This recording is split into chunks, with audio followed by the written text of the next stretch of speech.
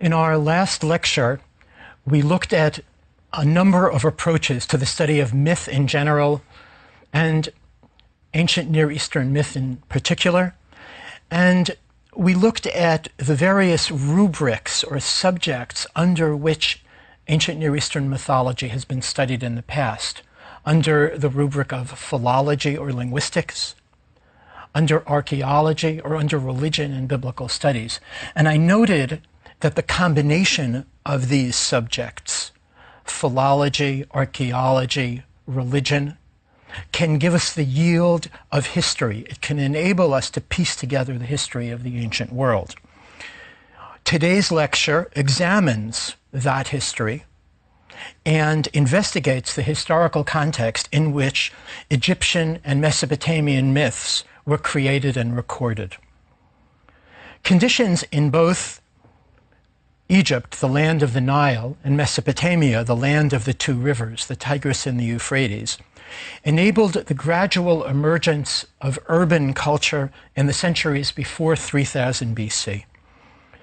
In both Egypt and Mesopotamia, we see in this period the beginnings of political organization, commerce, architecture, and writing. And I will be emphasizing writing throughout this and subsequent lectures because it's through writing that societies are able to become organized. Without writing, you can't really have an urban culture such as we know it in the ancient Near East. Civilization in both areas was based on a large population base with a steady and reliable food supply. You need to have enough food grown outside a city in order to support the people in the city and in order to enable their commercial and cultural activities. Religious systems and the development of myths were key features of these first societies, and I will outline towards the conclusion of the lecture a set of comparisons between Egyptian and Mesopotamian cultures, and then move to the earliest of the Mesopotamian cultures, the great culture of the Sumerians. Now, one often reads in reputable history works of the emergence of civilization in the ancient Near East. And one could understand this in two ways. Descriptive, that is, I'm going to tell you about the emergence of civilization in this place. One could also read it as an assertion that this is where civilization as we know it emerged. This is where we get the first cities and the first organization. So my project in this lecture is to sketch out these histories and to compare them. In both Egypt and Mesopotamia, urban culture, the culture of cities with a food supply in a nearby area, develops over a period of time. It is not something that appears suddenly in history. And we can assign the period between 4000 BC and 3000 BC to this process in which we have the development of urbanism.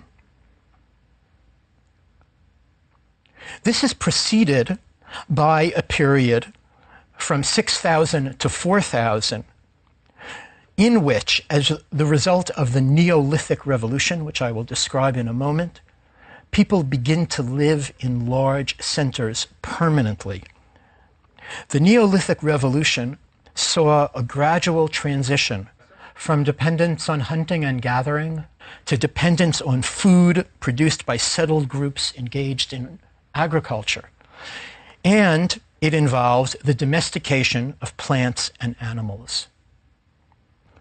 Now, this transition, which has been documented through the archaeology of prehistory, occurred at a number of places in the ancient Near East.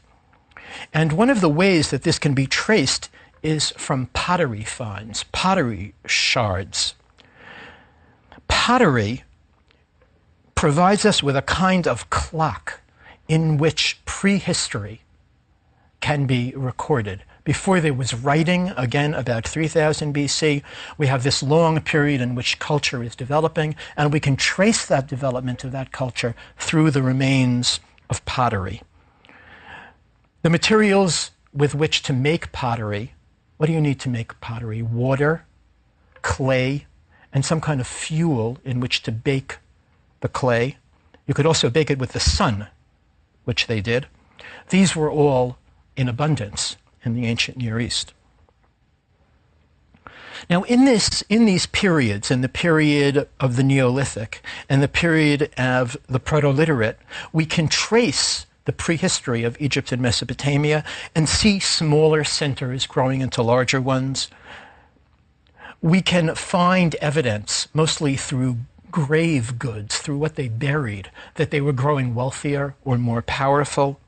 And we can see early evidence of religious ideas.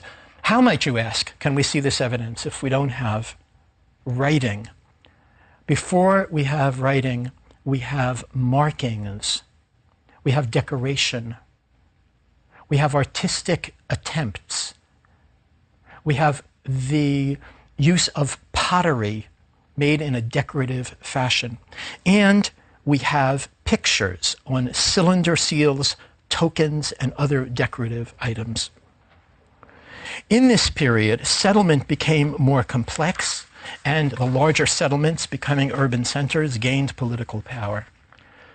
Now, a feature of these centers was that there was a place for the ruler. Eventually, this would be a kind of palace, and there was a place for the god, a local god. So you could say there was a president's office and some kind of religious center. The palace was often at the highest part of the city or the center of the city. The religious center, the place where the god was served and worshipped, was sometimes next to the center, but often it was in a secluded place.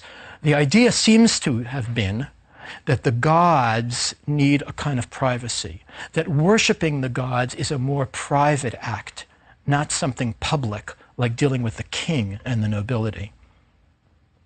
The Sumerians in southern Iraq are the first builders of these city-states in which we find temples and palaces, religious and administrative centers.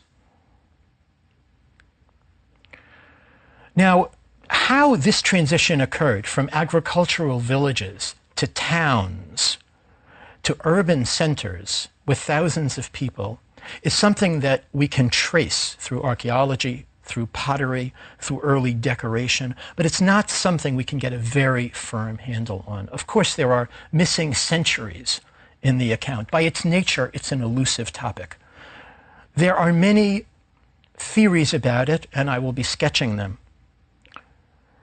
During the period in which these cities were developing, we can see something typical of all later civilizations. There are insiders and there are outsiders, and this is still with us. There are people with access to wealth and power. There are people without. So when you get cities, you get royalty, you get administrators, you get military, you get the police, you get religious functionaries. You have odd ones that we don't have anymore, such as sacred prostitutes, something they had many of in Mesopotamia. Well, these were all insiders of a kind. You also get outsiders. You have refugees, criminals, foreigners, prostitutes. So very early on, by 3000 BC, we have this very rich society with the ins and the outs.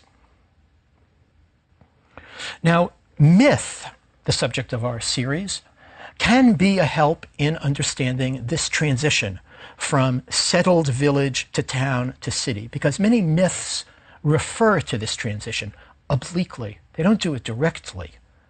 In the Epic of Gilgamesh, we read of Gilgamesh and his companion Enkidu. Enkidu comes from the wild, comes from the country. When he has to enter society, he must undergo a transition. Gilgamesh is a king. He symbolizes the urban. Enkidu is a kind of half animal who has to be, quote, civilized. And what does civilized means? It means going to the civitas, going to the city and becoming part of it. Some of the modern theories, not the mythic ideas, but the modern theories about how these centers developed, focus on economics. We have a surplus of wealth theory. Villages produce more food than they need. Individuals accrue wealth. We have a ruling class emerging. Some people are freed to do artisan work. People are freed to do religious work. We have hierarchy and stratification. and we have greater complexity. Religion is definitely a factor. Beliefs, local gods, as I said.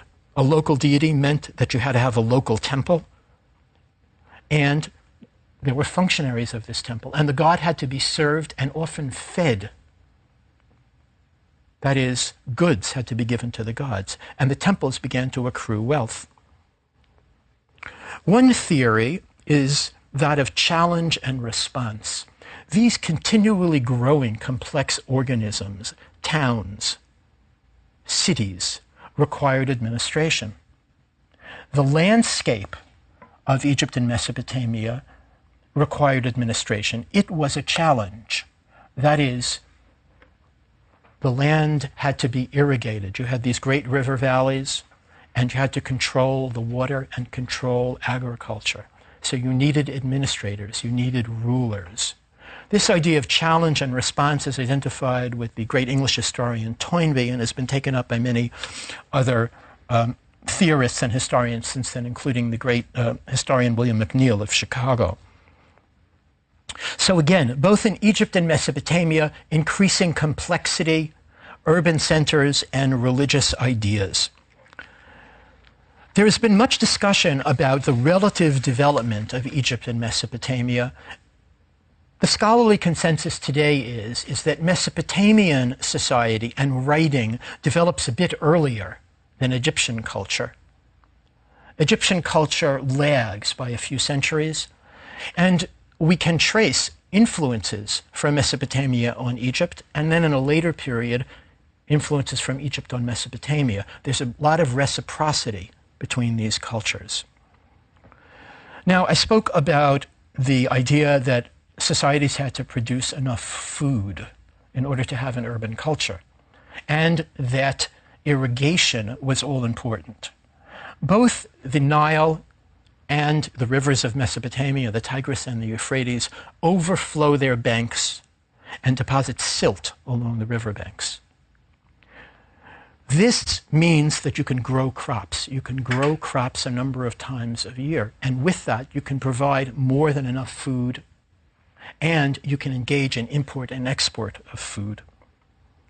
In Egypt, the overflow of the Nile was very predictable. It began in early summer and subsided in the fall.